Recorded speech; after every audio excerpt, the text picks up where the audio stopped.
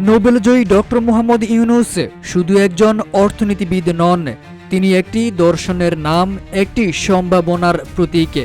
যেখানেই যান আলোর রেখা ছড়ান, নিজ দেশের জন্য নিয়ে আসেন একটি হীরা কিংবা রত্নের ভাণ্ডার।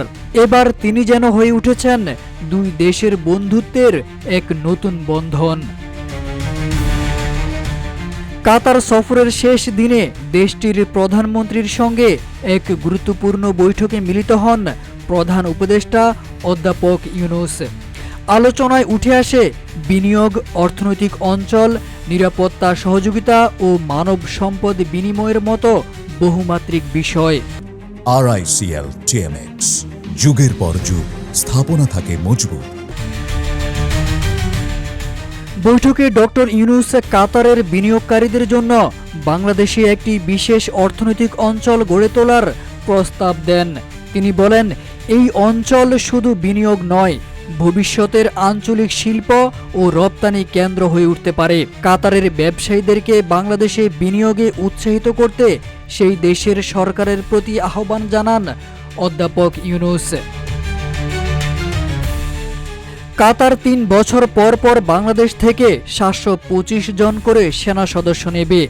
প্রধান উপদেষ্টা কাতারের উপ-প্রধানমন্ত্রীকে এই সেনা সদস্যের সংখ্যা বাড়ানোর অনুরোধ জানান। একই দিন কাতারের বাণিজ্য ও শিল্পমন্ত্রী শেখ ফয়সাল বিন আল থানি অধ্যাপক ইউনূসের সঙ্গে বৈঠক করেন। সেখানে প্রধান উপদেষ্টা দ্বিপক্ষীয় বাণিজ্য ও বিনিয়োগ বাড়ানোর উপর গুরুত্বারোপ করেন। এর আগে দোহায় আয়োজিত এক ফায়ারসাইড চ্যাটে একটি রূপান্তরিত বিশ্বে যুব নেতৃত্বকে শক্তিশালীকরণ শীর্ষক আলোচনা সভায় অংশ নেন ডক্টর ইউনূস। এই আলোচনায় তিনি বিশ্বজুড়ে তরুণদের উদ্ভাবনী শক্তি কাজে লাগানোর গুরুত্ব তুলে ধরেন। বাংলাদেশের রূপান্তরমুখী অগ্রযাত্রার পটভূমি ব্যাখ্যা করেন।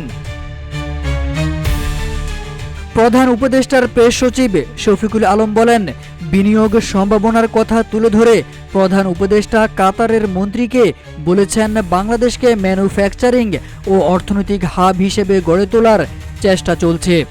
বন্দরের সক্ষমতা বাড়ানো সহ বিনিয়োগ পরিষেবা উন্নয়ন করা হচ্ছে। সফর শেষে কাতার ও বাংলাদেশ দুই দেশের সম্পর্ক যেন এক নতুন মোড় নিচ্ছে।